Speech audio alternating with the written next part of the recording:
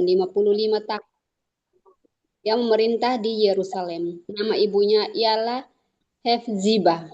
2. Ia melakukan apa yang jahat di mata Tuhan sesuai dengan perbuatan keji bangsa-bangsa yang telah dihalau Tuhan dari depan orang Israel. 3.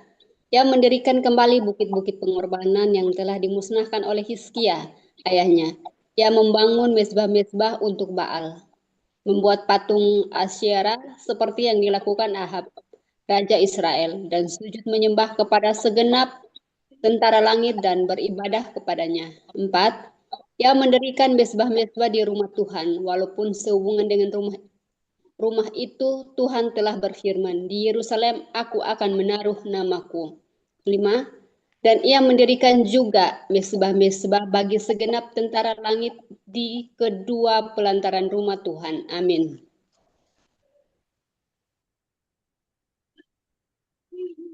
Ibu Kristina. Ibu Kristina Tala, ayat 6 sampai 10, di-unmute, Bu. Bu, aku mau nanya, 2 raja-raja kan? Iya, 2 Raja-Raja pasal 21. Oh, pasal 21. Pantesan Lanjut aku ya, Bu. keder. Silakan Bu Kristina, ayat 6 sampai 10. Baik. Bahkan ia mempersembahkan anaknya sebagai korban dalam api, melakukan ramal dan telaah para pemanggil roh peramal. Ia melakukan banyak yang jahat di mata Tuhan, sehingga ia menimbulkan sakit hatinya. Ia menaruh juga patung Asyera yang telah dibuatnya dalam rumah.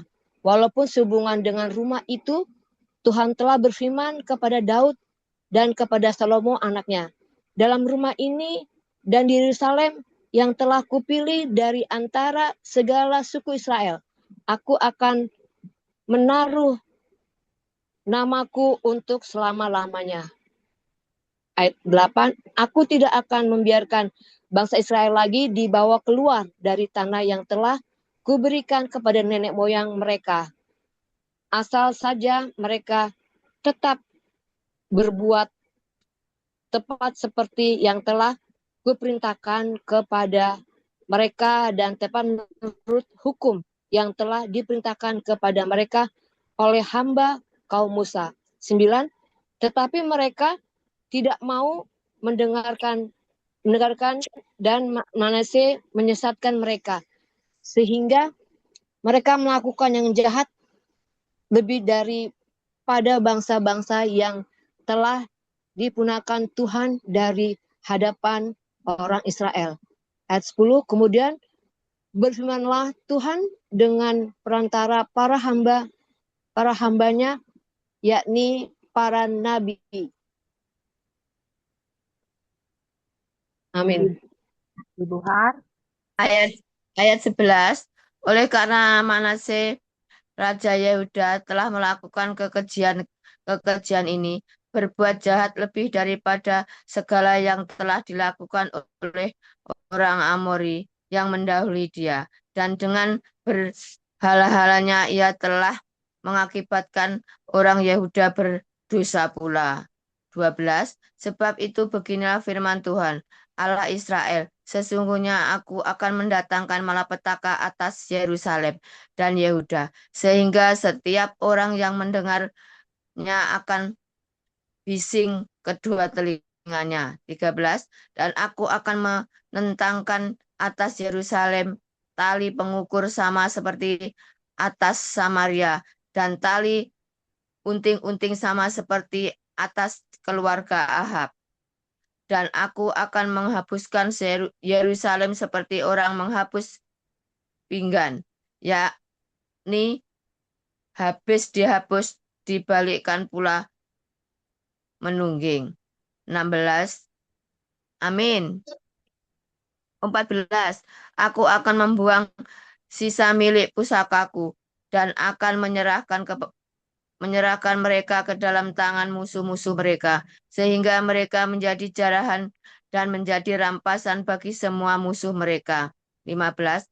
Oleh karena mereka telah melakukan apa yang jahat di mataku, dan dengan demikian mereka menimbulkan sakit hatiku. Mulai dari hari nenek moyang mereka keluar dari Mesir sampai hari ini. Amin. Ibu DP karena Bu Mensi 16 sampai 20. Oh, oke. 16. Lagi pula Manasya mencurahkan darah orang yang tidak bersalah sedemikian banyak, hingga dipenuhinya Yerusalem dari ujung ke ujung. Belum termasuk dosa-dosanya yang mengakibatkan orang Yehuda berdosa pula dengan berbuat apa yang jahat di mata Tuhan. 17. Selebihnya dari riwayat Manasya, segala yang dilakukannya dan dosa-dosa yang diperbuatnya, bukankah semuanya itu tertulis dalam kitab sejarah Raja-Raja Yehuda? 18. Kemudian Manasya mendapat perhentian bersama-sama dengan nenek moyangnya, dan ia dikuburkan di taman istananya, di Taman Uzza. Maka Amon anaknya menjadi raja menggantikan dia. Amon Raja Yehuda 19. Amon berumur 22 tahun pada waktu ia menjadi raja, dan 2 tahun lamanya ia memerintah di Yerusalem. Nama ibunya ialah Mesulemet binti Harus dari Yotba.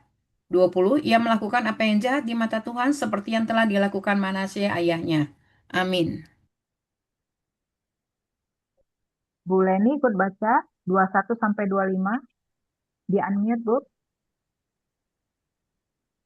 Bu Leni, nyimak atau ikut baca ini? Ikut Ya. baca, Bu. Ya. Ya, silakan. 21, ia melakukan apa yang jahat di mata Tuhan, seperti 21, ia hidup sama seperti ayahnya dahulu, sambil beribadah kepada berhala-berhala yang disembah oleh ayahnya, dan sujud menyembah kepada mereka. 22, ia meninggalkan Tuhan, Allah nenek moyangnya, dan tidak hidup menurut kehendak Tuhan. 23, dan pegawai-pegawai Amon mengadakan persepakatan melawan dia dan membunuh raja di istananya. 24, tetapi rakyat negeri itu membunuh semua orang yang mengadakan persepakatan melawan Raja Amon. Dan rakyat negeri itu mengangkat Yosia, anaknya menjadi raja menggantikan dia. 25. Selebihnya dari riwayat Amon, apa yang dilakukannya, bukankah semuanya itu tertulis dalam kitab sejarah Raja-Raja Yehuda? Amin. 26 lanjut, Saryana. Ibu Saryana 26 terus lanjut. Ya benar, Bu. Ya benar, Bu. Makasih. Ayat 26. Kemudian dikuburkan dalam kuburnya di Taman Uja. Maka Yosia anaknya menjadi raja menggantikan dia.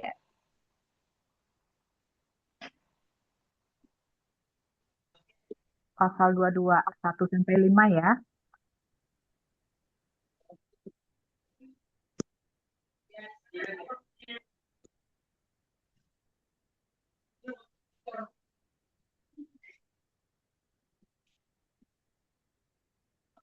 Saya terus, Bu. Iya, terus. Dua raja-raja. Ya, 1 sampai 2 5 ya. raja-raja Yehuda. Yosia Raja Yehuda, kitab Taurat ditemukan kembali. Yosia berumur 8 tahun pada waktu ia menjadi raja, dan 31 tahun lamanya ia memerintah di Yerusalem. Nama ibunya ialah Yedida binti Adaya dari Baspot. Ia melakukan apa yang benar di mata Tuhan dan hidup sama seperti Daud bapa leluhurnya, dan tidak menyimpang ke kanan atau ke kiri. Dalam ayat ketiga, dalam tahun yang ke-18 zaman Raja Yosia, maka Raja menyuruh Safan bin Azaya bin Mesulam panitra itu ke rumah Tuhan, katanya, pergilah kepada imam besar Hilkia, suruhlah ia menyerahkan seluruh uang yang telah dibawa ke dalam rumah Tuhan yang telah dikumpulkan dari pihak rakyat yang penjaga-penjaga pintu. Ayat 5. Baiklah, itu diberikan mereka ke tangan para pekerja yang diangkat untuk mengawasi rumah Tuhan, supaya diberikan kepada tukang-tukang yang ada di rumah Tuhan untuk memperbaiki kerusakan rumah Tuhan. Amin. Bu Susi, ayat 6 sampai 10.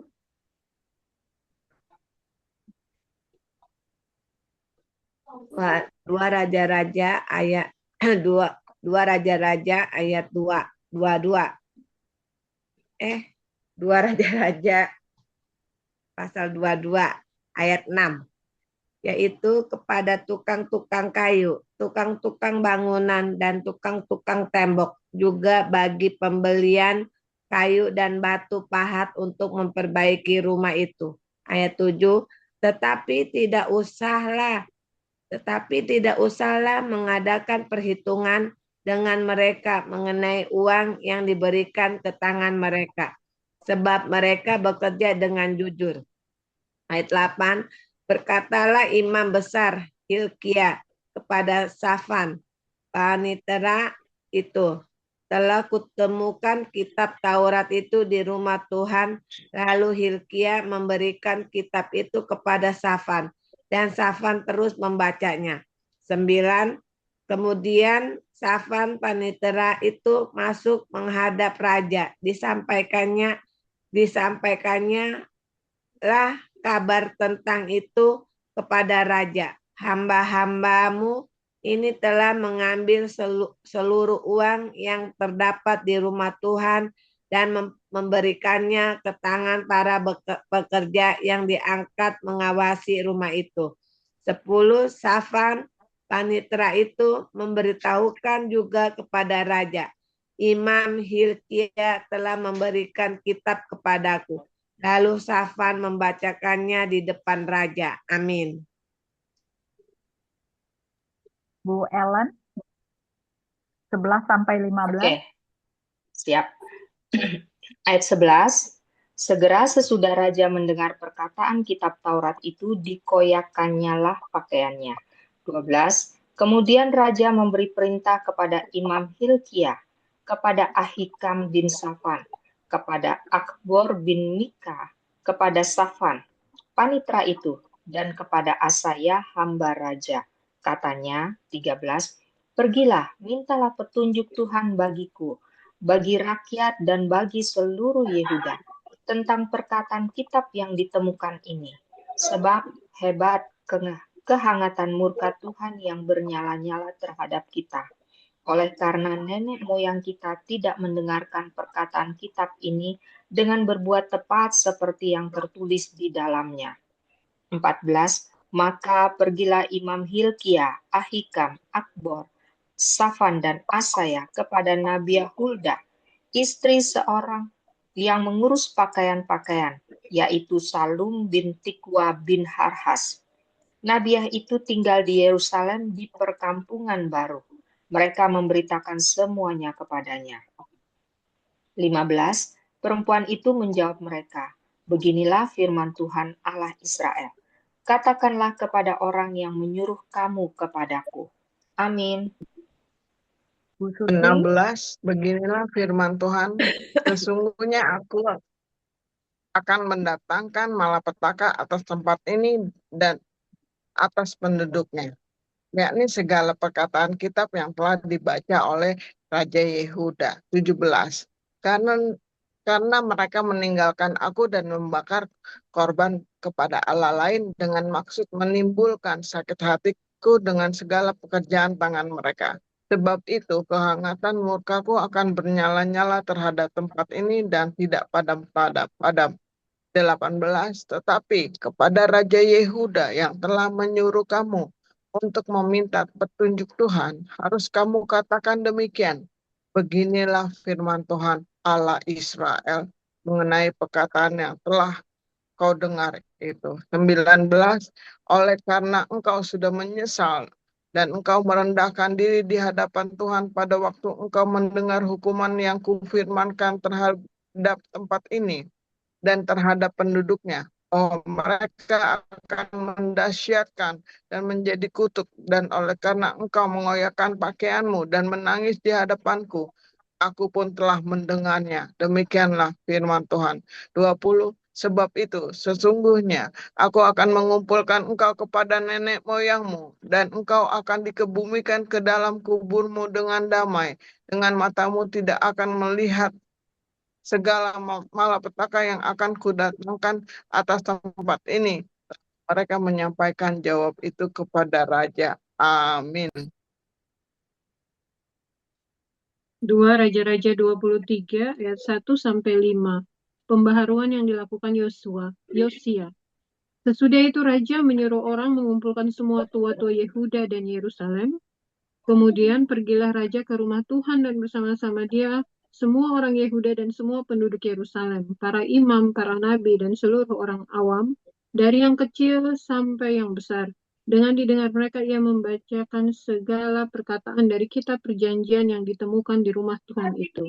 Sesudah itu berdirilah raja dekat tiang dan diadakannya lah perjanjian di hadapan Tuhan untuk hidup dengan mengikuti Tuhan dan tetap menuruti perintah-perintahnya, peraturan-peraturannya, dan ketetapan-ketetapannya dengan segenap hati dan dengan segenap jiwa, dan untuk menepati perkataan perjanjian yang tertulis dalam kitab itu.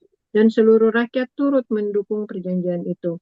Raja memberi perintah kepada imam besar Hilkia dan kepada para imam tingkat 2 dan kepada para penjaga pintu untuk mengeluarkan dari bait Tuhan segala perkakas yang telah dibuat untuk Baal dan Asyera dan untuk segala tentara langit, lalu dibakarnya lah semuanya itu di luar kota Yerusalem di padang-padang Kidron, dan diangkutnya lah abunya ke Betel. Ayat yang kelima, ia memberhentikan para imam dewa asing yang telah diangkat oleh raja-raja Yehuda untuk membakar korban di bukit pengorbanan di kota-kota Yehuda dan di sekitar Yerusalem, juga orang-orang yang membakar korban untuk Baal dan untuk dewa matahari, dan untuk dewa bulan, untuk rasi-rasi bintang, dan untuk segenap tentara langit. Amin. Ayat 6. Dibawalah tiang-tiang berhala dari rumah Tuhan keluar kota Yerusalem ke sungai Kidron, lalu dibakarnya di situ dan ditumbuknya halus-halus menjadi abu. Kemudian dicampakkannya abunya ke atas kuburan rakyat jelata. Ia merobohkan petak-petak pelacuran bakti yang ada di rumah Tuhan, tempat orang-orang perempuan bertenun, sarung untuk Asyera. Disuruh ialah datang semua imam dari kota-kota Yehuda.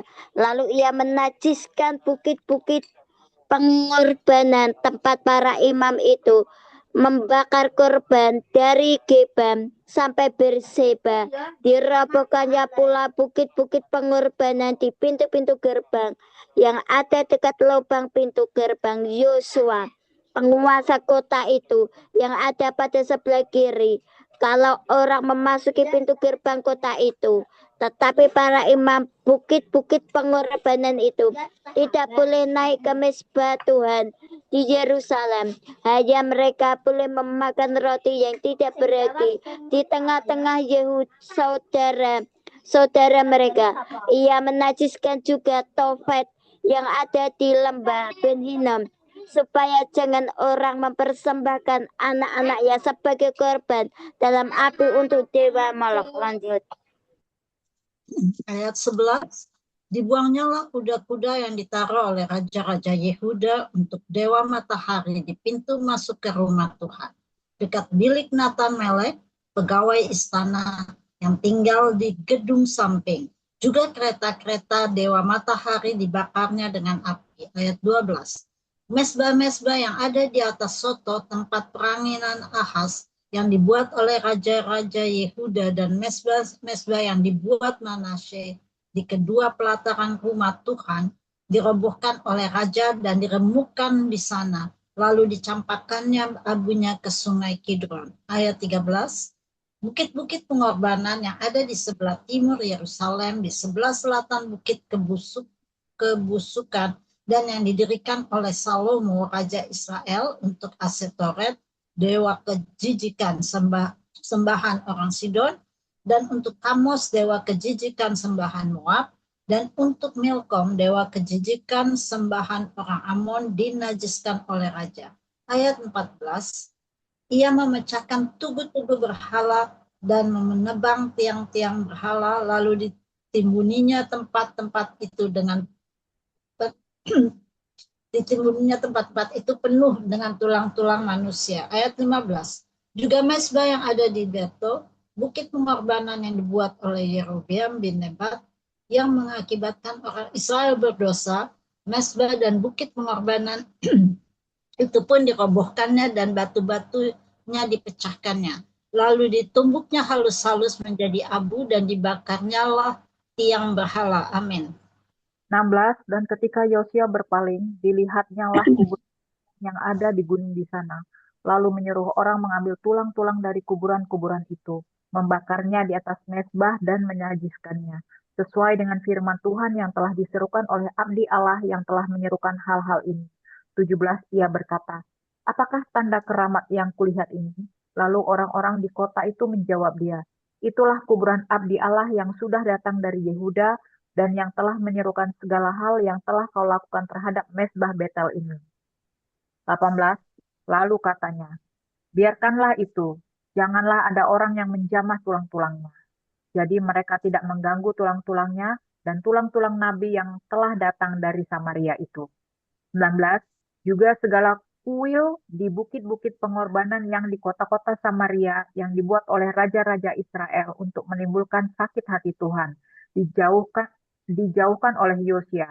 Dan dalam hal ini ia bertindak tepat seperti tindakannya di Betel. 20. Ia menyembelih di atas mezbah-mezbah itu semua imam bukit-bukit pengorbanan yang ada di sana, dan dibakarnya tulang-tulang manusia di atasnya. Lalu pulanglah ia ke Yerusalem. Amin. Ayat 21. Kemudian raja memberi perintah ke seluruh bangsa itu, rayakanlah Paskah bagi Tuhan Allahmu, seperti yang tertulis dalam kitab perjanjian ini. 22. Sebab tidak pernah lagi dirayakan Paskah seperti itu sejak zaman para hakim yang memerintah atas Israel dan sepanjang zaman raja-raja Israel dan raja-raja Yehuda. 23. Tetapi barulah dalam tahun ke-18 zaman Raja Yosia, Paskah ini dirayakan bagi Tuhan di Yerusalem. 24. Para pemanggil arwah dan para pemanggil roh peramal, juga terafim, berhala-berhala, dan segala dewa kejijikan yang terlihat di tanah Yehuda dan di Yerusalem, dihapuskan oleh Yosia dengan maksud menepati perkataan Taurat yang tertulis dalam kitab yang telah didapati oleh Imam Hilkia di rumah Tuhan. 25. Sebelum dia tidak ada raja seperti dia yang berbalik kepada Tuhan dengan segenap hatinya, dengan segenap jiwanya dan dengan segenap kekuatannya, sesuai dengan segala Taurat Musa. Dan sesudah dia tidak ada bangkit lagi yang seperti dia. Amin. Bu Kristina, 26 sampai 30, di unmute, Bu. 26. Tetapi Tuhan tidak beralih dari murkanya yang sangat bernyala-nyala itu yang telah bangkit terhadap Yehuda oleh karena segala sakit hatinya yang ditimbulkan Manasye. 27. Lalu berfirmanlah Tuhan, juga orang Yehuda akan kujauhkan dari hadapanku seperti aku menjauhkan orang Israel. Dan aku akan membuang kota yang kupilih ini, yakni Yerusalem dan rumah ini. Walaupun aku telah berfirman tentangnya, namun ku akan tinggal di sini. 28. Selebihnya dari riwayat Yosia dan segala yang dilakukannya, bukanlah semuanya itu tertulis dalam kitab sejarah raja-raja Yehuda. 29. Dalam zamannya itu, majulah firman Neho Efrat, Raja Yosia pergi menghadapi dia, tetapi Fir'aun membunuhnya di Megido. Segera sesudah ia melihatnya. 30. Pegawai-pegawainya mengangkut mayatnya dengan kereta dari Meldon dan membawanya ke Yerusalem. Kemudian mereka menguburkannya dalam kuburnya sendiri. Maka rakyat di negeri itu menjemput Yoahas, anak Yosia, mengurapi dia dan mengangkat dia menjadi raja menggantikan ayahnya. Ibu Ha. Lanjut. Ayat 31. Yoahas Raja Yehuda. Yoahas berumur 23 tahun pada waktu ia menjadi raja dan 33 3 bulan lamanya ia memerintah di Yerusalem. Nama ibunya ialah Hamutal binti Yeremia dan Libna. 32. Ia melakukan apa yang jahat di mata Tuhan, tepat seperti yang dilakukan oleh nenek moyangnya. 33. Firaun Neko mengurung dia di Ribla di tanah Hamat supaya jangan ia memerintah di Yerusalem lagi. Firaun membebankan kepada negeri yang didenda sebesar 100 talenta perak dan 10 talenta emas. 34. Firaun Neko mengangkat Eliakim anak Yosia menjadi raja menggantikan Yosia ayahnya dan menukar namanya dengan Yoyakim. Tetapi Yoahas di bawahnya, Yoahas tiba di Mesir dan mati di sana. 35. Yoyakim memberi emas dan perak yang memberi perak itu kepada Firaun, tetapi ia menarik pajak dari negeri supaya dapat memberi uang itu.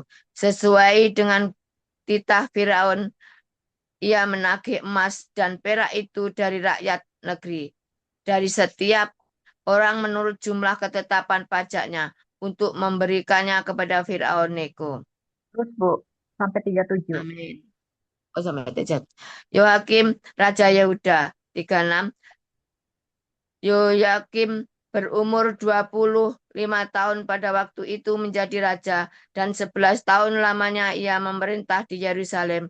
Nama ibunya ialah Yehuda binti Pedaya dari Roma. 37. Ia melakukan apa yang jahat di mata Tuhan dan di mata Tuhan tepat seperti yang dilakukan oleh nenek moyangnya. Amin. Bu Dede, Oke. pasal 2 Raja-Raja 24. Dalam zamannya, majulah berperang Nebukadnezar Raja Babel, lalu Yoyakim menjadi takluk kepadanya 3 tahun lamanya. Tetapi kemudian Yoyakim berbalik dan memberontak terhadap dia. 2. Tuhan menyuruh gerombolan-gerombolan Kasdim, gerombolan-gerombolan Aram, gerombolan-gerombolan Moab, dan gerombolan-gerombolan Bani Amon melawan Yoyakim. Ia menyuruh mereka melawan Yehuda untuk membinasakannya sesuai dengan firman Tuhan yang diucapkannya dengan perantaraan para hambanya, yaitu para nabi. 3. Sungguh, hal itu terjadi kepada Yehuda sesuai dengan titah Tuhan untuk menjauhkan mereka dari hadapannya oleh karena dosa-dosa Manasye, setimpal dengan segala yang dilakukannya. 4. Dan juga oleh karena darah orang yang tidak bersalah dan telah ditumpahkannya, sebab ia telah membuat Yerusalem penuh dengan darah orang yang tidak bersalah, dan Tuhan tidak mau mengampuninya. 5. Selebihnya dari riwayat Yoyakim dan segala yang dilakukannya, bukankah semuanya itu tertulis dalam kitab sejarah Raja-Raja Yehuda? Amin. Ayat yang ke-6. Kemudian Yoyakim mendapat perhentian bersama-sama dengan nenek moyangnya, maka Yoyakin anaknya menjadi raja menggantikan dia. 7. Raja Mesir tidak lagi keluar berperang dari negerinya, sebab Raja Babel telah merebut segala yang termasuk wilayah Raja Mesir mulai dari sungai Mesir sampai ke sungai Efrat. Yoyakin Raja Yehuda. 8. Yoyakin berumur 18 tahun pada waktu ia menjadi raja, dan 3 bulan lamanya ia memerintah di Yerusalem. Nama ibunya ialah Nehusta binti Elnatan dari Yerusalem. 9.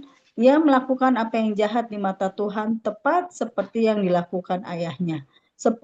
Pada waktu itu majulah orang-orang Nebukadnezar, Raja Babel menyerang Yerusalem dan kota itu dikepung. Lanjut. Haryana di unmute, dibuka mic-nya 11 sampai 15. Dibuka mic-nya Ibu Saryana. Masih mic-nya ini masih tutup. Dibuka mic-nya.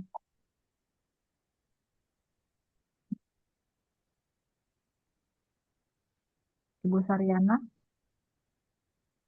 Belum kedengaran. Mic-nya belum dibuka. Nah, kamu tutup dulu itu, dibuka dulu mic-nya. Maaf, Ya, 11 nggak tahu sampai tadi. ya.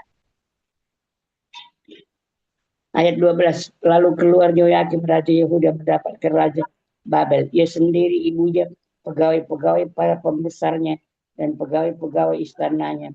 Raja Babel menangkap dia pada tahun yang ke-8 dari pemerintahannya.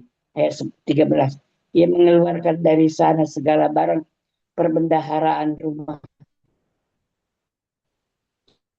Tuhan dan barang-barang perberatnya, emas dari segala perkakas emas yang dibuat oleh Salomo, Raja Israel di bait Tuhan, seperti yang telah difirmankan Tuhan.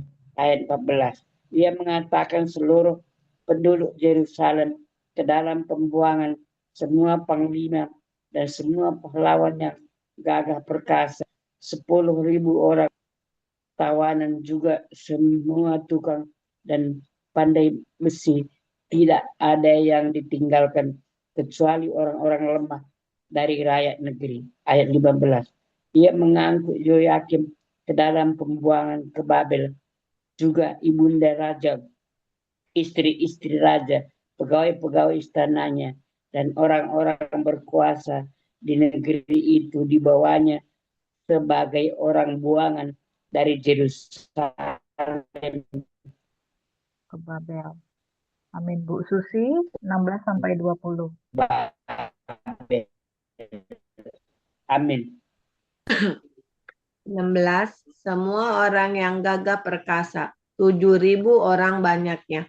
Para tukang dan para pandai besi, 1.000 orang banyaknya. Sekalian pahlawan yang sanggup berperang, dibawa oleh Raja Babel sebagai orang buangan ke Babel. 17. Kemudian Raja Babel mengangkat matanya, paman Yoyakin, menjadi raja, menggantikan dia dan menukar namanya menjadi Zedekia.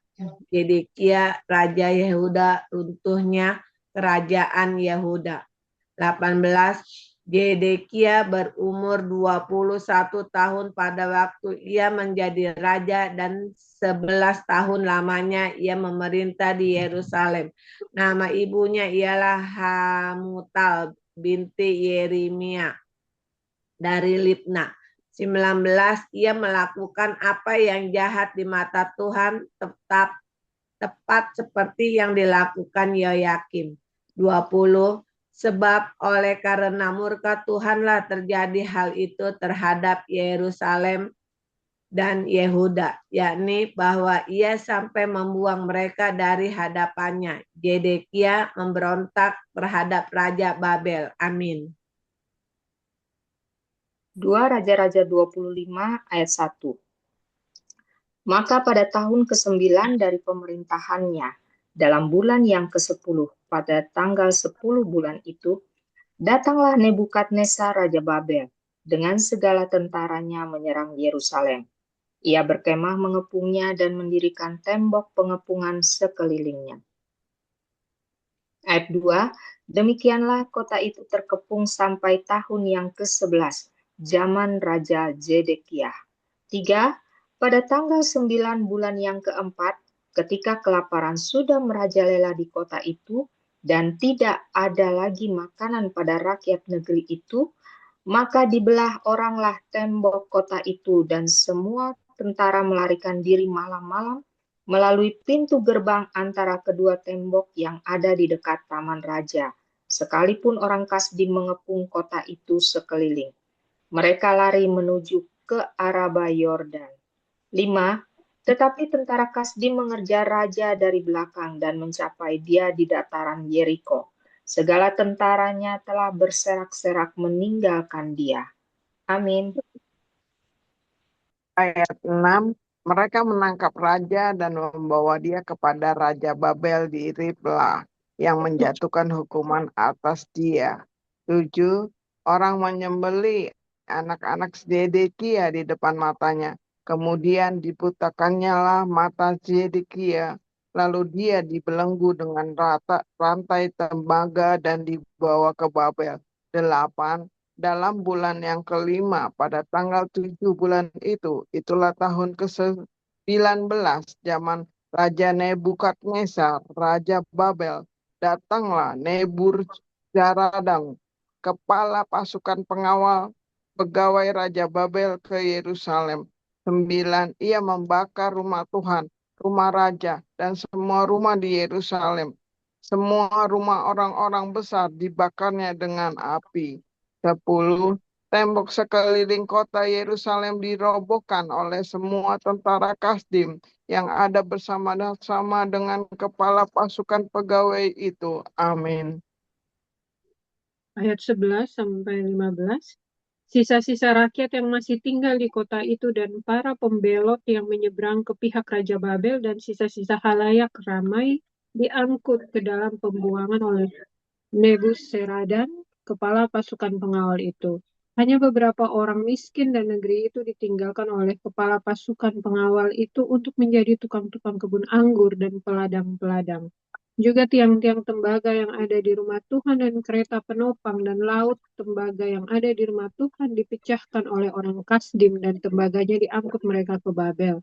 Kuali-kuali, penyodok-penyodok, pisau-pisau, dan cawan-cawan, dan segala perkakas tembaga yang dipakai untuk menyelenggarakan kebaktian diambil mereka. 15.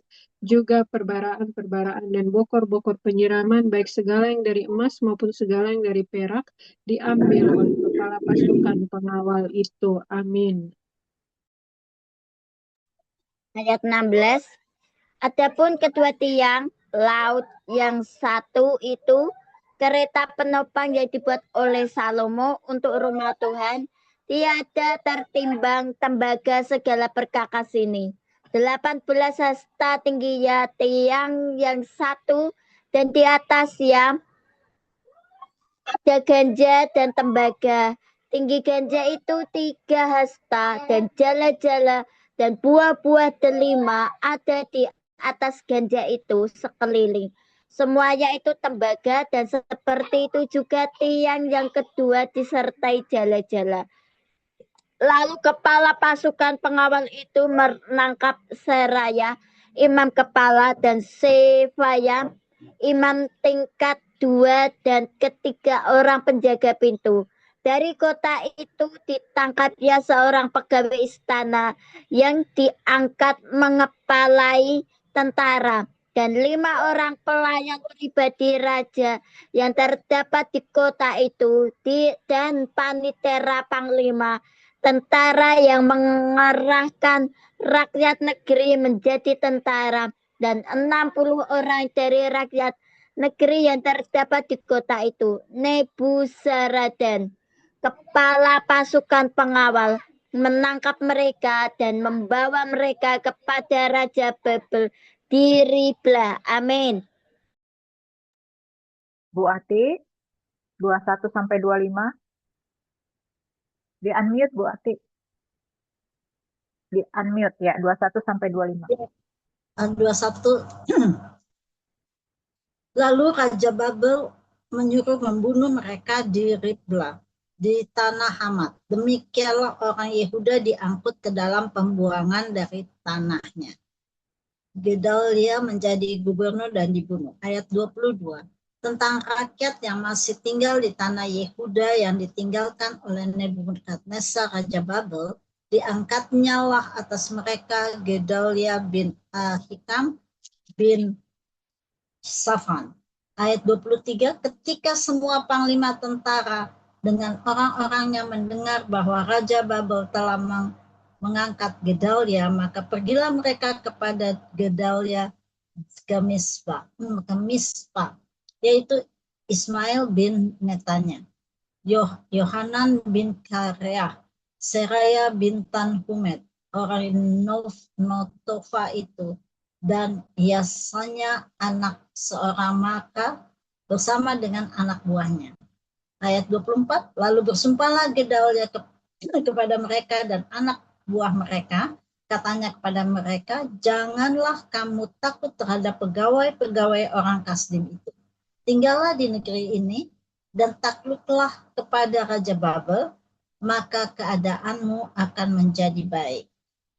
Ayat 25. Tetapi dalam bulan yang ke-7 datanglah Ismail bin Netanya bin Elisama, seorang yang asalnya dari keturunan raja, dan 10 orang bersama-sama dengan dia. Mereka membunuh Gedalia dan orang-orang Yehuda dan orang-orang Kasdim yang ada bersama-sama dengan dia di Mispa. Amin. 26, maka bangkitlah seluruh rakyat, dari yang kecil sampai yang besar, serta panglima-panglima tentara. Lalu larilah mereka ke Mesir, sebab mereka takut terhadap orang Kasdim itu. Yoyakim dikasihani. 27, kemudian dalam tahun ke-37 sesudah Yoyakim Raja Yehuda dibuang, dalam bulan yang ke-17, pada tanggal 27 bulan itu, maka Ewil Moradak, Raja Babel, dalam tahun ia menjadi raja, menunjukkan belas kasihannya kepada Yoyakim, Raja Yehuda, dengan melepaskannya dari penjara. 28, Ewil Moradak berbicaralah baik-baik dengan dia, berbicara baik-baik dengan dia, dan memberi kedudukan kepadanya lebih tinggi daripada kedudukan raja-raja yang bersama-sama dengan dia di Babel. 29, ia boleh mengganti pakaian penjaranya dan boleh selalu makan roti di hadapan raja selama hidupnya. 30, dan tentang belanjanya, raja selalu memberikannya kepadanya, sekedar yang perlu tiap-tiap hari selama hidupnya. Amin. Baik ibu-ibu, kita bersatu teduh, kita tanya pada Roh Kudus, rema apa yang ditanamkan Roh Kudus di dalam hati kita dan siap kita bagikan satu sama lain.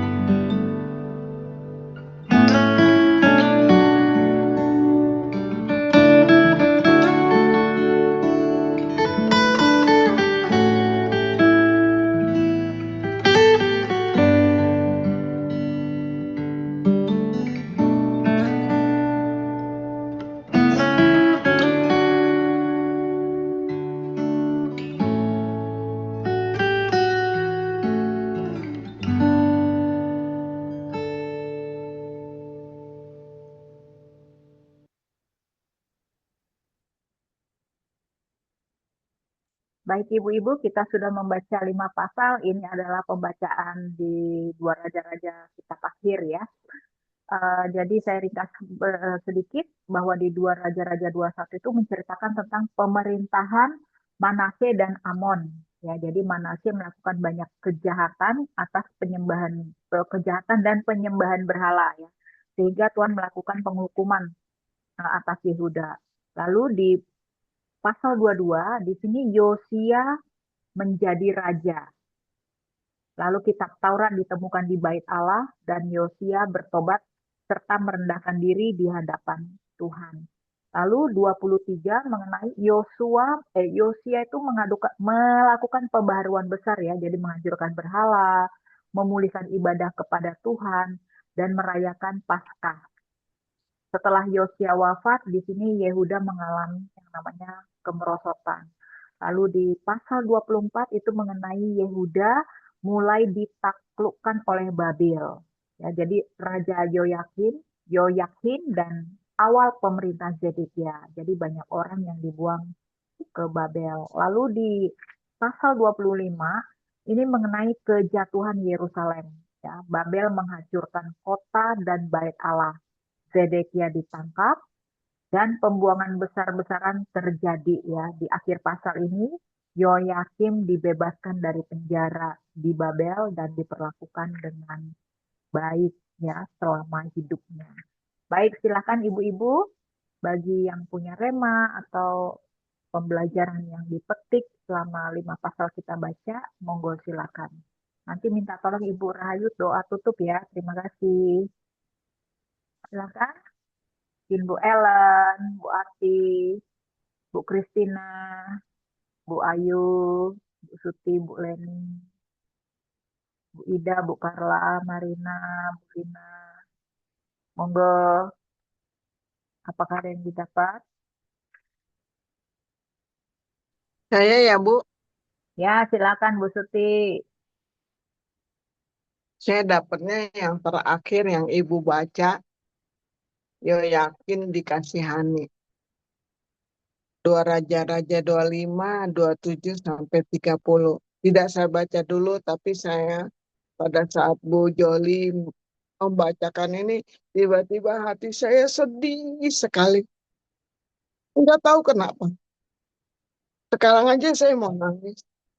Tapi di situ Tuhan tadi mengingatkan saya begini. Kamu tahu nggak, Tuhan itu baik. Apapun dosamu, kalau kamu datang kepada Dia, kamu pasti diampuni. Sepertinya Tuhan cuma mau ingatkan kita ya Bu, di akhir-akhir harinya Tuhan akan datang ya Bu. Tuhan cuma ingin mengatakan bahwa Dia mau mengampuni semua yang mau datang kepada Dia dan bertobat di hari-hari akhir ini Bu.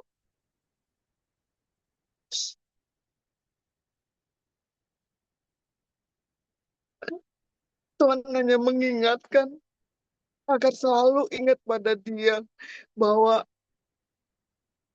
pengampunan masih ada. Dia masih membuka hatinya. Di saat nanti waktunya ditutup, itu sudah terlambat bagi kita untuk datang kepada Dia. Di sini kan dibilang, bisa-bisanya Raja Babel, Ewil Merodak, itu memberikan pengampunan, memberikan belas kasihannya kepada Yoyakin Raja Yehuda. Di sini ditunjukkan sama Tuhan belas kasihan. Begitu juga Tuhan. Tuhan mau menunjukkan belas kasihannya kepada kita anak-anaknya. Dia cuma hanya ingin mengingatkan di hari-hari akhir-akhir ini, di mana sebentar lagi Dia akan datang, tidak akan menunda-nunda kedatangannya. Berbaliklah kepada Dia. Minta maaflah, minta pengampunanlah sama Dia. Saya tadi dari awal ya Bu, saya bingung. Ini Tuhan saya mau dikasihnya yang mana? Pas akhir Bu Joli membacakan ini, langsung dari ayat yang 27, Ibu Joli mulai membaca di tengah-tengahnya 27 itu, wah, masuk di hati saya. Rasa kasihan. Ternyata ini kasihan untuk kita, Bu. Kasihan untuk kita yang manusia di bumi. Kalau kita terlambat, habislah kita. Saya tadi juga nggak ngerti Tuhan mau ngomong apa Tuhan. Tuhan mau sampaikan apa lewat ini. Tapi Dia ingin mengatakan jangan sampai terlambat datang pada Dia di akhir-akhir ini. Agar Dia dapat menyelamatkan. Dan agar kita ini tidak tertinggal pada saat raptur. Karena Tuhan pernah bilang, kalau kalian tertinggal, itu konsekuensi kalian sebagai anak-anak Tuhan. Dan saya pribadi cuma ingin mengatakan, jangan pernah menyalahkan Tuhan kalau kalian tertinggal. Jangan pernah kalian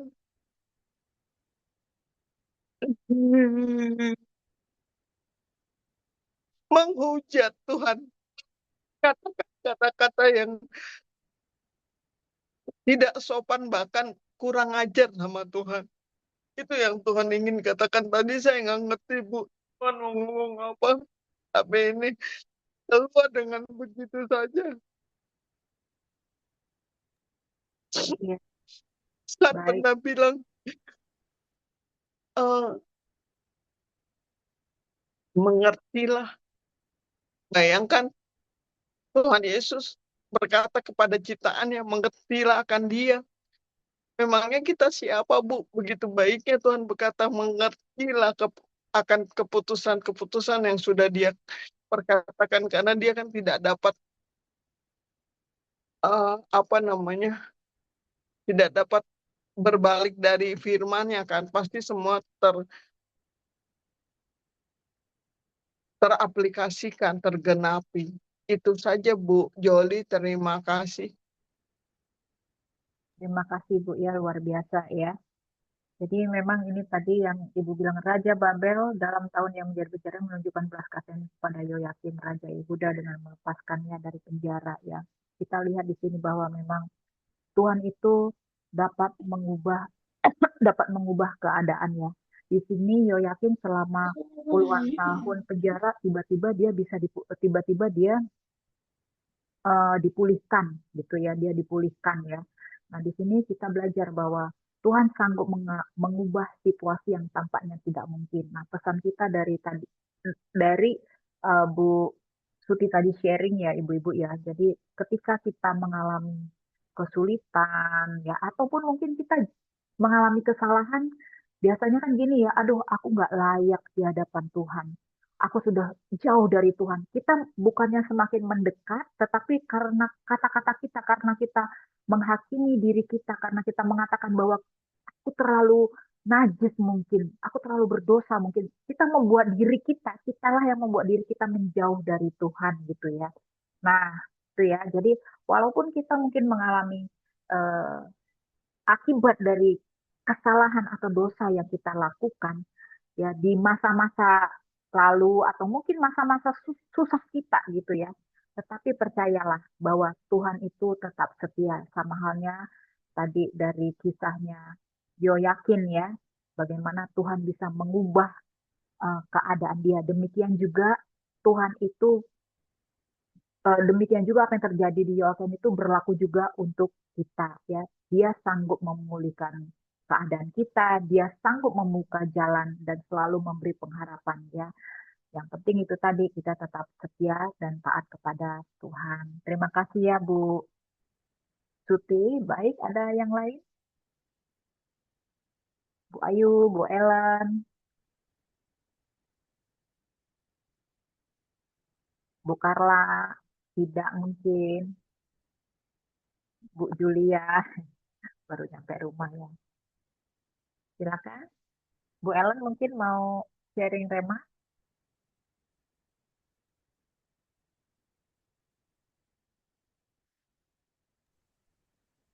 Adakah yang lain? Bu Ya, Ida? Bu Silakan Bu Joli, Ellen.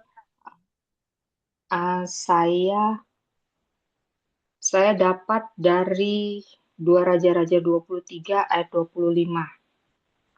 Sebelum dia tidak ada raja seperti dia yang berbalik kepada Tuhan dengan segenap hatinya, dengan segenap jiwanya, dan dengan segenap kekuatannya, sesuai dengan segala Taurat Musa, dan sesudah dia tidak ada bangkit lagi yang seperti dia.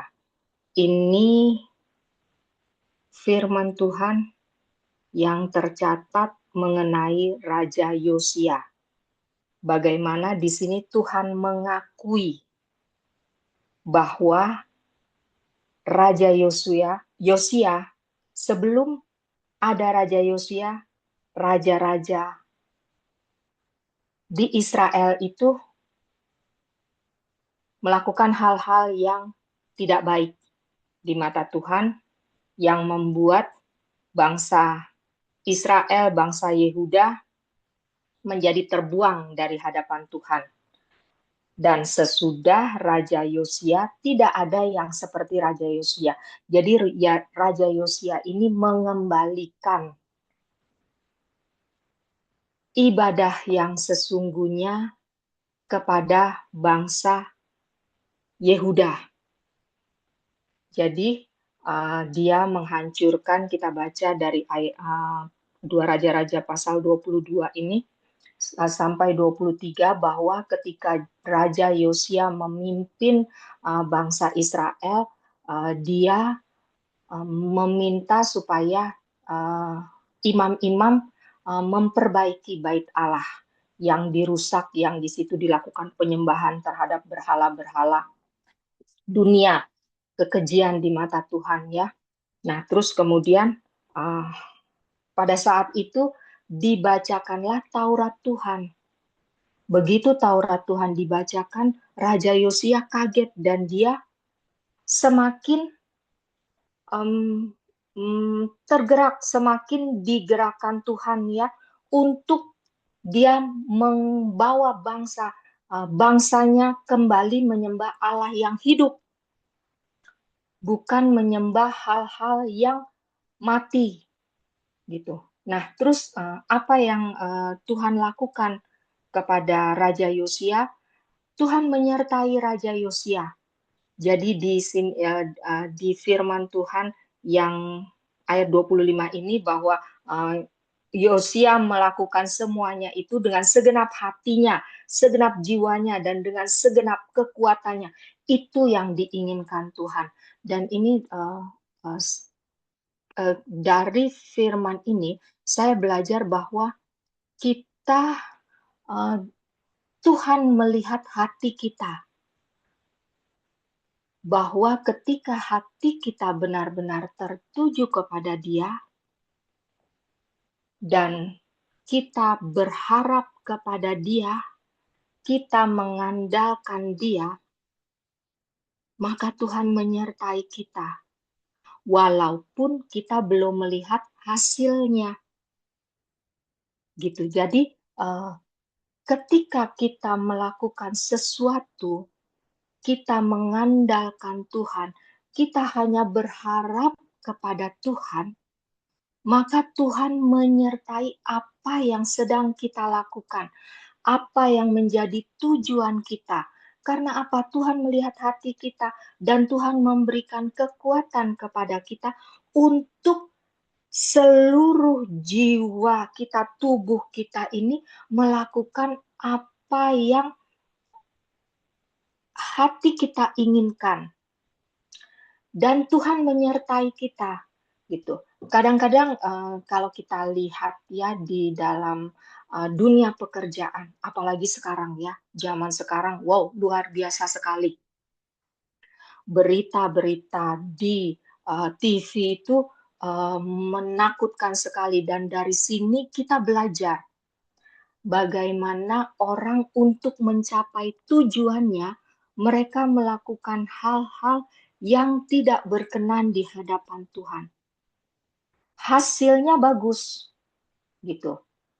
Ada orang yang ingin, misalnya dalam satu pekerjaan gitu ya, kita melakukan, Tuhan memberi pilihan kepada kita.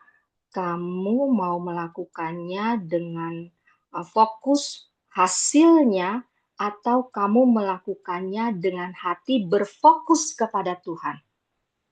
Ketika fokus kita kepada hasil, maka kita akan tabrak-tabrak. Karena kita pasti berpikir, aduh nih harus target gitu. Dikejar target gitu. Nah, kalau kita udah berpikir dikejar target, hati kita, kalau orang Jawa bilang gemerungsung gitu ya, kejar-kejaran dengan waktu gitu. Nah, ketika kejar-kejaran dengan waktu, pikiran kita dibutakan. Pasti kita akan mendengar, oh pakai cara begini aja, oh kita begini aja begini. Nah, kita melakukan hal-hal yang menyimpang dari ketetapan Tuhan, tapi hasilnya tercapai. Gitu. Nah, kalau kita menggunakan hati kita yang berfokus kepada Tuhan, Tuhan akan memberikan ketenangan kepada kita. Karena apa? Tuhan tahu apa yang ada di depan kita. Gitu. Jadi Tuhan akan menjaga kita. Kalau kita terus berfokus mengandalkan Tuhan, Tuhan akan menjaga kita supaya perjalanan hasil dari pekerjaan kita ini walaupun tidak cepat, tapi Tuhan berkati. Nah, ketika Tuhan menyertai kita, Tuhan memberikan ketenangan kepada kita, maka hasil yang kita dapatkan itu tidak akan menghancurkan kita. Tapi hasil yang kita dapatkan itu akan memberkati bukan hanya kita, tapi orang-orang di sekitar kita. Itu yang Tuhan katakan bahwa kita menjadi saluran berkat bagi banyak orang. Gitu. Tapi berkatnya berkat dari Tuhan, bukan dari berkat berhala-berhala yang lain. Kita bukan mengandalkan kecepatan, tapi kita mengandalkan Tuhan. Gitu ya. Jadi dari sini saya belajar bahwa ini pelajaran buat saya juga ya, bahwa kadangkala kita cemas, kita takut, kita khawatir dengan apa yang sekarang sedang kita tangani. Gitu. Tapi dan hal kecemasan, kekhawatiran itu ternyata membuka celah kita untuk membuat si jelek ikut memberikan advice kepada kita. Iblis ikut ambil bagian untuk memberikan jalan keluar kepada kita. Karena kita membuka celah bagi dia. Dan jalan keluar yang diberikan oleh si jelek itu pasti menuju kepada kehancuran. Nah, tapi ketika kita sedang berada dalam satu pekerjaan atau satu hal atau sedang menangani sesuatu, ketika fokus kita kepada Tuhan, Tuhan akan memberikan ketenangan dan celah yang bisa terbuka itu akan ditutup ya, otomatis akan tertutup karena Tuhan menjaga kita. Yesus Kristus itu perisai kita. Jadi kita akan memperoleh hasil yang akan kita nikmati dengan sukacita, dengan luar biasa karena berkat Tuhan itu mendatangkan damai sejahtera, mendatangkan hal-hal yang baik, bukan hanya buat kita, tapi buat orang-orang di sekitar kita. Itu yang saya dapatkan dari 2 Raja-Raja 23 ayat 25 ini. Jadi, satu yang harus kita ingat bahwa ketika kita mengasihi Tuhan, kita harus melakukannya dengan segenap hati kita, segenap jiwa kita, dan dengan segenap kekuatan kita.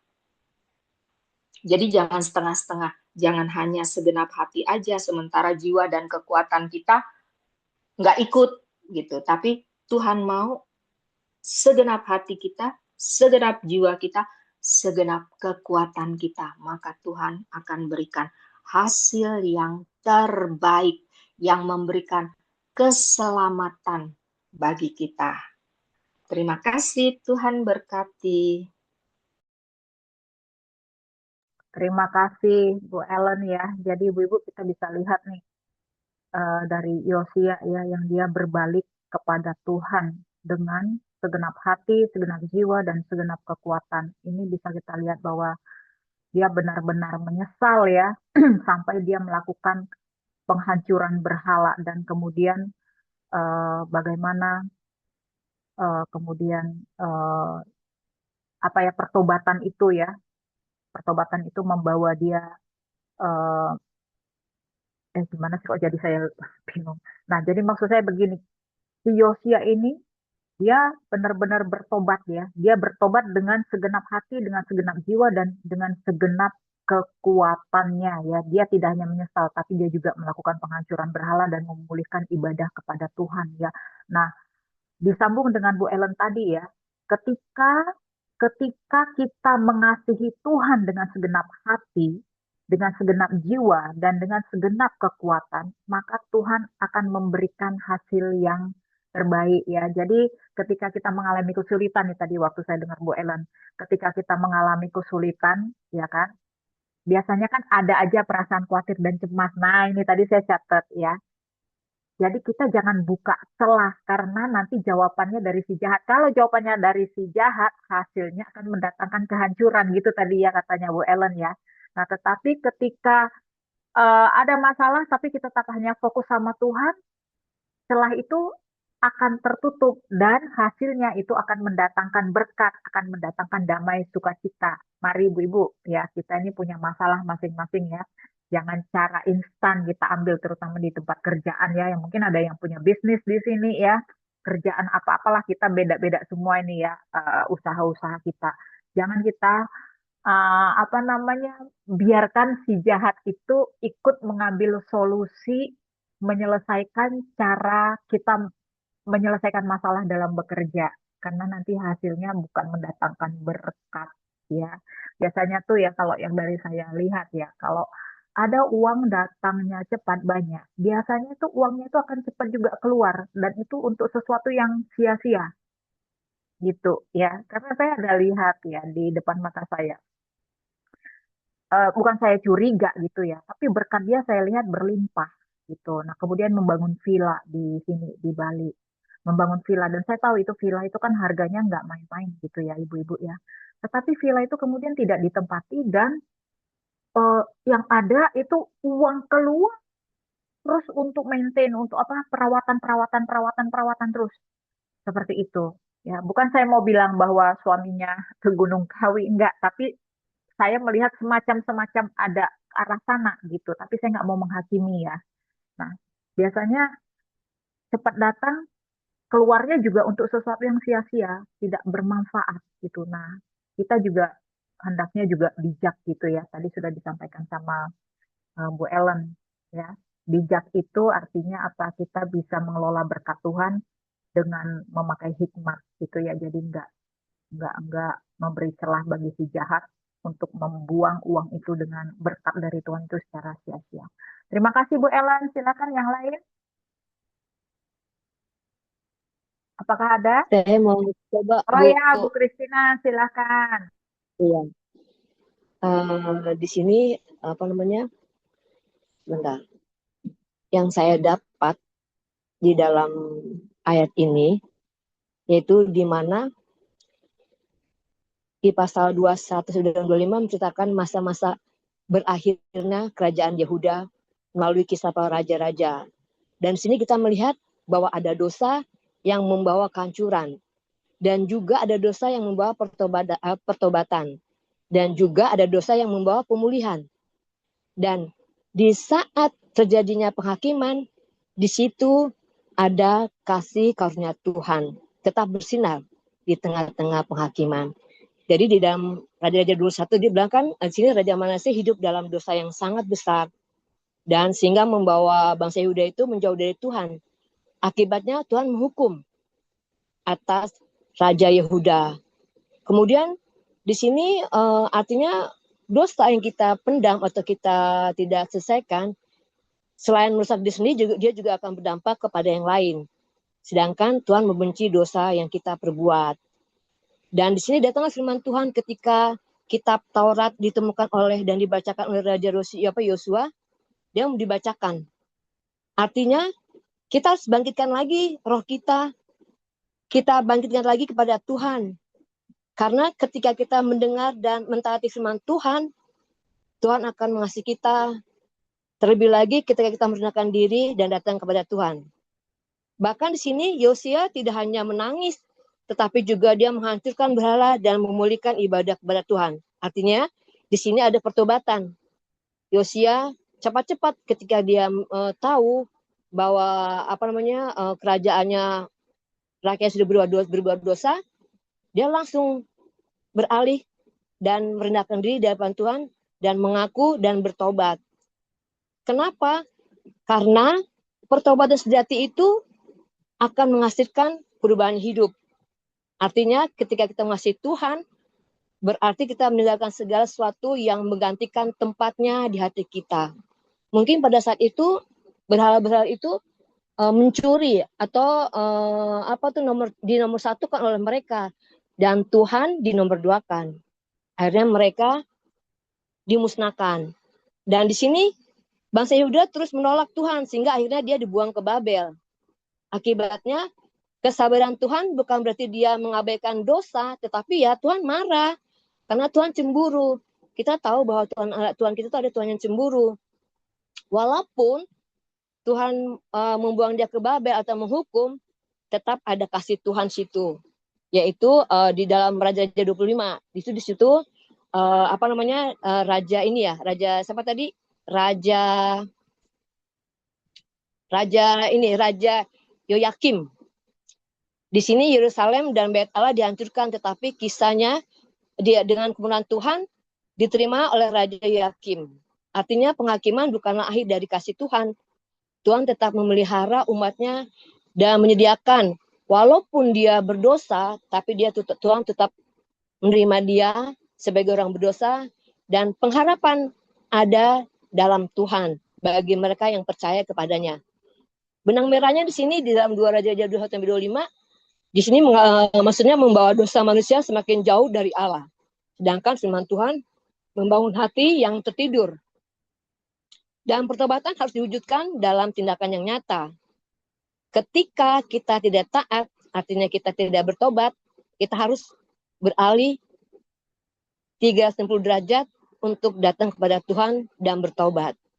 Karena kasih Tuhan tidak akan berlalu begitu saja. Dia tetap mengasihi kita walaupun Tuhan benci sama kita, walaupun kita berdosa, tapi tangannya tetap terbuka untuk mengasihi kita. Sebelum dia tidak ada raja seperti dia yang berbalik pada Tuhan. Ya, artinya itu yaitu.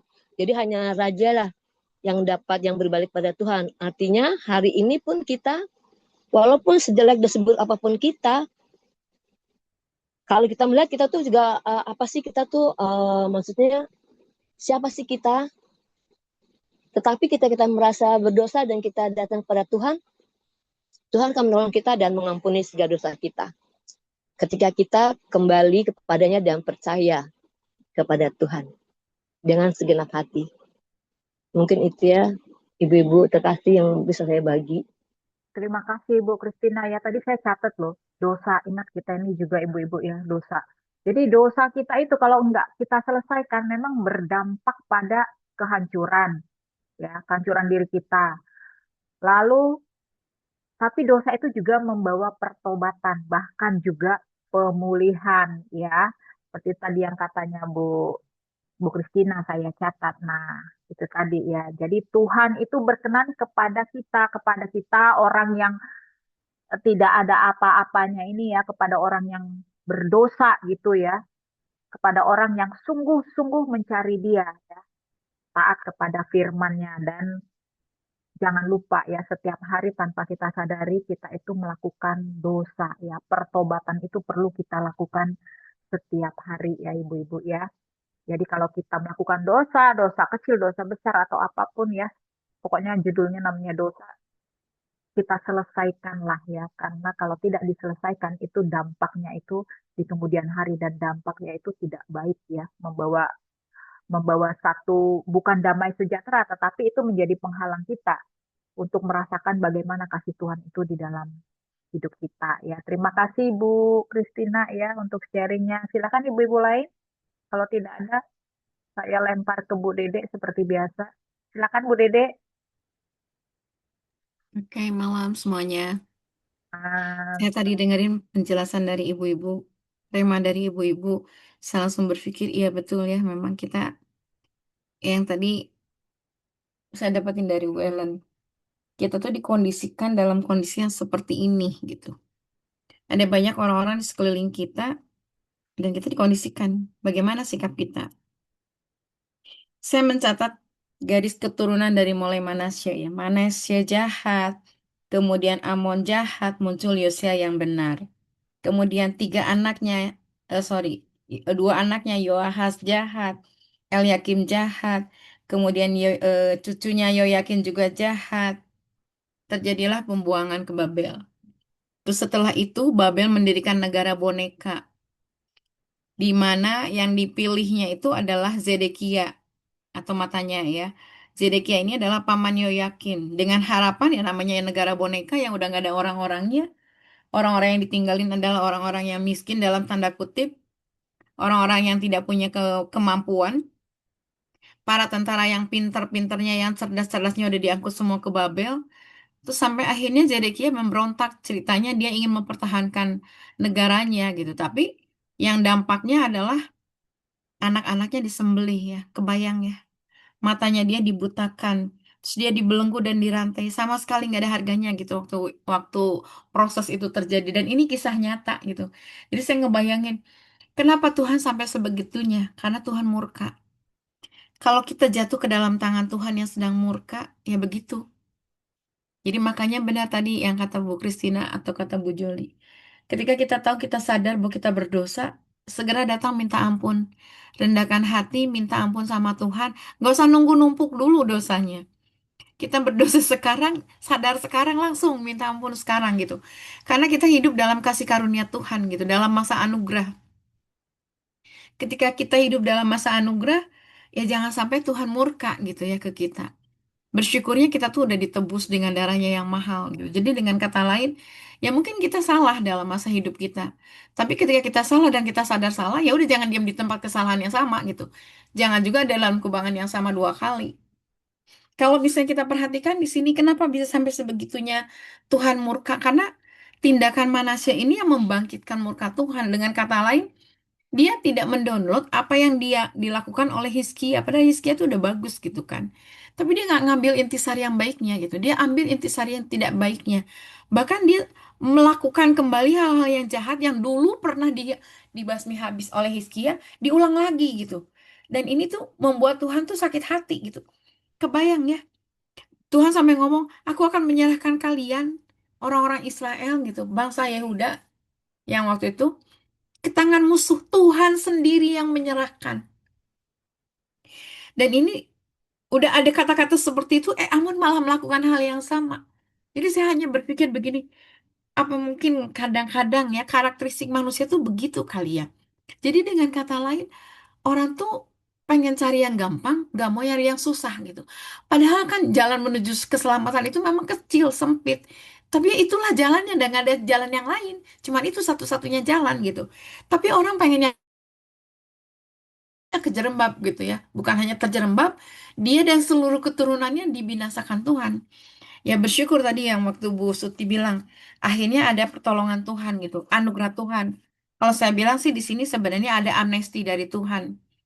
Ketika akhirnya eh apa sih tadi tuh yang di pasal 25 teh, Ewil Merodak gitu ya, membebaskan Yoyakin.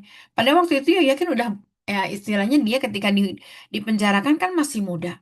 Dia dipenjara 37 tahun. Kan kebayang dong orang udah 37 tahun di penjara, otaknya udah di brainwash segimana. Jadi dianggapnya udahlah, kalaupun dia dibebaskan juga udah gak ada harapan untuk dia bisa memberontak gitu, dengan kata lain. Tapi Tuhan masih mengasihi Yoyakin. Dari garis keturunan Yoyakin inilah muncul Yesus gitu. Jadi dengan kata lain, dari segala tingkat kejahatan manusia yang sebejat apapun, kasih karunia Tuhan tuh tetap ada gitu. Jadi ya makanya kita yang ada di sini, kita harus benar-benar bersyukur sama Tuhan, karena Tuhan tuh tidak pernah meninggalkan kita. Sejahat-jahatnya kita, Tuhan nggak pernah meninggalkan kita.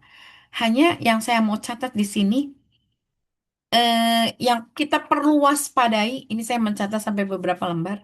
Satu, seorang bapak namanya Yosia gak bisa membuat anak-anaknya memiliki frekuensi yang sama dengan dia. Ini yang harus kita waspadai. Kita semua di sini diberikan anugerah anak-anak. Apakah kita bisa menyamakan frekuensi kita dengan mereka, ataukah kita abai, ataukah kita lalai? Tuhan mempercayakan kepada kita ada yang 2, 3, mungkin 1. Apakah kita bisa menduplikasikan kasih kita kepada Tuhan terhadap anak-anak? Apakah kita bisa mengimpartasikan kebenaran yang kita terima kepada anak-anak? Itu yang jadi PR buat kita semua. Karena kan kita hidup bukan hanya sampai saat ini, kan Tuhan memberikan kepada kita tuh hidup yang kekal. Artinya kehidupan yang sudah kita jalani selama hidup ini itu akan diingat, akan didownload, akan diunduh oleh banyak angkatan di bawah kita. Jadi saya hanya melihat begini, sedih banget gitu saya ngelihatnya. Yosia yang begitu luar biasanya, Yoahas anaknya nggak bisa. Udah gitu Elyakin anaknya juga nggak bisa. Kebayang ya, Yosia punya nama besar, kemudian dia bisa melakukan segala sesuatu yang luar biasa hebat, merobohkan tempat pelacuran bakti, membakar semua perkakas Baal, menajiskan bukit-bukit pengorbanan, merobohkan, memecahkan, menumbuknya, menyembelih imam-imam. Tapi Yoahas enggak, enggak sama sekali. Enggak ada sisa-sisanya dari Yosia. Kemudian Elyakin juga enggak. Kenapa? Ternyata benar. Ketika orang benar ada di dalam orang, sorry, ketika orang benar menyatu dengan orang tidak benar, spirit apa yang dibawa? Ini kan disebutin Yoahas anak dari ibunya bernama siapa tadi disebutin. Elyakin anak dari ibunya siapa tadi disebutin. Ternyata yang dibawa oleh Yoahas itu bukan spiritnya Yosia, tapi spirit ibunya. Yang dibawa oleh Elyakin juga bukan spirit bapaknya, tapi spirit ibunya. Spirit ibunya itulah yang membentuk mereka berdua, sehingga mereka berdua menjadi raja yang jahat. Nah, waspada. Apakah spirit kita dibawa oleh anak kita? Apakah justru spirit yang salah yang dibawa oleh anak kita? Pergaulan yang buruk merusakkan kebiasaan yang baik. Jadi, kemudian di sini Zedekia. Zedekia itu kan berarti kalau dia disebutin paman dari Yoyakin, itu kan berarti adiknya Yosia. Ada sih sedikit dia ingin memberontak, itu kan berarti ada sedikit keinginan untuk memulihkan kembali suku Yehuda gitu kan. Tapi tidak didasari hal yang benar gitu. Jadi ketika tidak didasari hal yang benar, yang ada dia dan keturunannya juga dibinasakan. Tapi saya punya satu nama di sini yang luar biasa. Ketika semuanya dalam kondisi terpuruk, ketika di Yehuda itu hanya disisakan suku-suku atau sorry, orang-orang yang tidak dalam tanda kutip tidak baik secara ya kemampuan, tidak baik secara materi, orang-orang miskin dan orang-orang yang ya intinya mereka udahlah kalaupun ada mereka juga dibinasakan juga buat apa gitu. Mungkin dengan katanya seperti itu. Akhirnya mereka ya jadi petani gitu. Sementara kalau misalnya di Israel itu kan bukan petani gitu kan, kebanyakan dari mereka itu adalah seorang eh, peladang, gembala atau seorang tentara gitu. Nah, mereka akhirnya dipimpin oleh seorang gubernur yang diangkat pada waktu itu yang bernama Gedalia. Ini saya baca tentang Gedalia luar biasa. Ternyata Gedalia ini punya spirit yang luar biasa karena dia lahir dari keluarga yang saleh. Spirit bapaknya dibawa yaitu Safan. Safan itu membantu Yosia. Jadi rupanya Safan ini adalah orang-orangnya Yosia gitu. Dan itu kakeknya. Dan spirit dari ayahnya. Ayahnya yang melindungi Yeremia. Nah, spirit ini yang dibawa oleh Gedalia. Dan Gedalia ini yang membangkitkan orang-orang miskin yang waktu itu tersisa untuk akhirnya mereka boleh hidup dalam damai. Dan mereka boleh bertani lagi. Cuma sayangnya kembali muncul yang namanya Ismail bin Netanya yang akhirnya membunuh Gedalia. Dan harapan itu musnah kembali. Sampai akhirnya orang-orang Israel orang-orang Yehuda larinya ke Mesir. Jadi ini tuh sebenarnya gambaran hidup manusia saat ini kalau saya bilang. Pola pikir yang seperti apa yang kita punya? Kalau kita memiliki pola pikir atau mentalitas kerajaan Allah, kita akan bisa faith, bisa akan tetap kuat di saat kondisi tidak memungkinkan. Tapi ketika kita tidak memiliki mentalitas kerajaan surga, maka kita akan goyah atau goncang pada saat kondisi tidak memungkinkan. Kebayang kalau misalnya pada waktu itu sisa dari suku Yehuda ini tetap kuat, meskipun tidak ada pemimpin, mereka tidak akan lari ke Mesir. Karena ketika mereka lari ke Mesir, ya sudah tahulah hasil akhirnya bagaimana. Dan makanya sekali lagi bersyukur di masa akhir itu, di 2 Raja-Raja 25 ayat-ayat terakhir itu, Tuhan masih memulihkan, masih menyisakan sedikit kasih karunia-Nya melalui amnesti yang diberikan oleh anaknya daripada Nebukadnezar. Meskipun pada waktu itu dia lakukan itu sebagai satu bukti bahwa nih, zaman baru udah mulai. Aku angkat kamu, aku bebaskan kamu. Karena dikasihnya makanan yang secukupnya. Bukan diberikan kekuasaan, tapi dikasih makanan secukupnya minimal. Masih ada keturunan Israel yang akhirnya masih berdampak sampai sekarang. Dan akhirnya masih menyisakan garis keturunan Israel yang dikatakan Yesus Kristus gitu ya. Jadi istilahnya dari situlah muncul orang-orang Israel yang baru, yang otaknya udah pulihkan lagi, ya memang masih ada yang jahat-jahat tapi masih tetap ada dalam pemulihan meskipun sedikit sekali. Tapi dari situlah dimunculkan garis-garis keturunan yang baru. Jadi saya hanya berpikir begini, ini tuh seperti apa ya? Kita bacanya hanya sebentar, tapi perjalanannya itu panjang banget dan kebayang orang-orang Israel waktu itu seperti apa kondisinya. Hanya kita mau di masa kita saat ini, kita berpikir yuk mikir bahwa Tuhan sudah memberikan kepada kita kelonggaran demi kelonggaran karena kasih karunia Tuhan. Jangan sampai kelonggaran-kelonggaran ini kita isi dengan hal-hal yang tidak baik. Kita juga mau membawa spirit kita bagi anak-anak kita, bagi generasi selanjutnya, supaya mereka juga bisa melihat bahwa ketika mereka berjalan di dalam kebenaran, mereka akan dapatkan spirit yang baik, yang akan mereka bawa juga kepada generasi selanjutnya. Jadi kita lakukan begini tuh bukan untuk kita sih sebenarnya, tapi untuk generasi selanjutnya. Kita tuh sedang menuai, kita tuh sedang menabur, karena nanti yang akan menuai itu adalah generasi selanjutnya. Jadi kita nggak usah jemu-jemu melakukan seperti ini, menyisakan waktu 2 jam di setiap harinya, baik itu di malam maupun yang di siang, supaya akhirnya Tuhan bisa melihat ini sebagai satu hal yang baik yang bisa kita impartasikan kepada generasi selanjutnya. Itu aja sih dari saya, Bu Joli.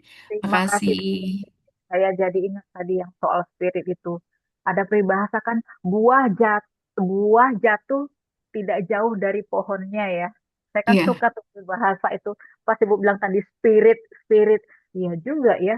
Makanya tuh ada peribahasa tuh buah jatuh tidak jauh dari pohonnya. Jadi kalau ada karakter anak yang kebiasaan-kebiasaannya yang tidak jauh berbeda dari orang tua, ya itu memang udah turun dari sononya, udah spirit salah satu. Pastikan begitu ya, kalau anak yang iya, lebih menong ya kita lihat nih anak bapaknya atau mamahnya ya. Nah, kita bisa lihat anak kita nih. Saya percaya kita juga memberi spirit-spirit yang baik ya. Seperti kata Bu Dede bilang tadi, kita menabur saat ini semuanya untuk generasi kita berikutnya.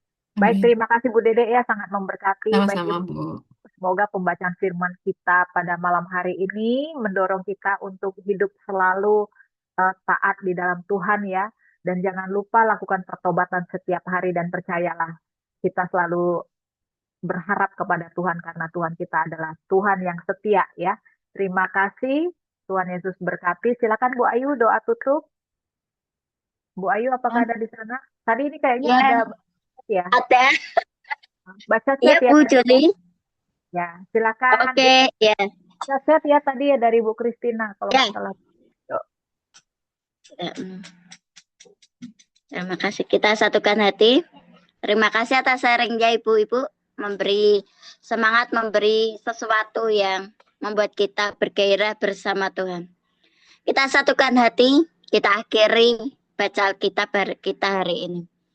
Bapa di dalam kerajaan surga, dalam nama Tuhan Yesus Kristus, kami mengucap syukur Tuhan atas kesempatan demi kesempatan yang Kau berikan kepada kami.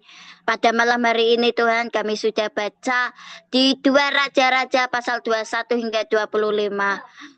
Engkau mengingatkan kami supaya kami menabur di tanah yang subur, memberikan yang terbaik untuk anak-anak yang Kau percayakan kepada kami Tuhan, yaitu tentang pengenalan akan Engkau, di mana kami bisa hidup hingga saat ini itu karena kasih karunia-Mu Tuhan. Kami tidak hidup dalam kitab Taurat-Mu Tuhan. Terima kasih Tuhan atas pengorbanan-Mu di kayu salib, sehingga kami menikmati setiap anugerah demi anugerah yang Kau berikan kepada kami. Kami berdoa Tuhan untuk Bu Joli yang menjadi pemimpin PBA di tempat ini Tuhan. Kau berkati Bu Joli, suaminya dan juga anak-anaknya. Berkati pekerjaan dan juga pelayanannya Tuhan. Supaya jiwa-jiwa diselamatkan melalui hamba-Mu ini Tuhan. Ada pengurapan perkenanan-Mu, kewibawaanmu, otoritas yang Kau berikan kepada Bu Joli Tuhan. Biarlah setiap apa yang dilakukan Bu Joli itu menyenangkan, menyukakan hati-Mu Tuhan. Begitulah pula kami Tuhan di tempat ini, di PBA ini Tuhan. Bu Susi, Bu Ati, Bu Ellen, Bu Joli, Bu Sariana, Bu Leni, Bu DP. Kami percaya Tuhan dan ibu-ibu lainnya Tuhan yang tidak bisa kami sebutkan satu persatu Tuhan. Biarlah Engkau yang beracara, Engkau yang bekerja. Biarlah setiap apa yang kami doakan Tuhan terjadi Tuhan. Biarlah Engkau yang melakukan segala perkara demi perkara yang kami alami saat ini. Proses demi proses Tuhan. Supaya kami tetap mengandalkan Engkau. Kami tetap fokus kepadamu Tuhan. Hubungan intim kami dengan Engkau Tuhan seperti seorang suami istri Tuhan. Kami percaya Tuhan, biarlah apa yang kami dapatkan firman-Mu hari ini Tuhan, rema yang Kau sampaikan melalui ibu-ibu di tempat ini Tuhan, biarlah membawa kami lebih dalam lagi, lebih dekat lagi kepadamu Tuhan. Kami tidak akan lengah dengan keadaan kondisi situasi saat ini Tuhan, di mana dunia semakin jahat. Kami bersatu hati berdoa untuk bangsa Indonesia, untuk kota-kota yang kami tempati saat ini, di mana Engkau buang kami Tuhan. Kami mau mengusahakan menyejahterakan kota kami. Kami adalah imam-imam-Mu Tuhan yang Kau persiapkan Tuhan. Kami berdiri atas bangsa, kami berdiri atas kota, kami berdiri atas gereja kami, kami berdiri atas keluarga kami. Terima kasih atas tanggung jawab yang Kau berikan kepada kami Tuhan. Kami mau melakukan dengan sukacita dan damai sejahtera itu tinggal dalam hidup kami, sehingga kami melakukan seturut kehendak-Mu Tuhan. Terima kasih. Biarlah kehendak-Mu yang jadi. Sebentar lagi kami mau istirahat. Jagai, lindungi, sertai kami Tuhan. Bawa kami ke alam mimpi-Mu Tuhan, supaya kami bisa bangun dengan badan yang sehat, badan yang kuat. Kami serahkan tubuh, jiwa, roh kami ke dalam tangan kuasa-Mu, supaya hidup kami dalam kendali-Mu Tuhan. Terpujilah nama-Mu Tuhan, terpujilah nama. Ampuni segala dosa-dosa kami Tuhan. Engkau yang 100% kami nol. Sembunyikan kami di belakang salib-Mu Tuhan. Semua dari-Mu, oleh-Mu, dan untuk-Mu. Kami kembalikan kemuliaan, kehormatan, dan pujian hanya untuk Tuhan Yesus Kristus. Hanya di dalam nama Tuhan Yesus kami berdoa dan mengucap syukur. Haleluya. Amin. Amin. Amin. Amin. Terima kasih semua Amin. Ibu. Terima kasih. Terima kasih.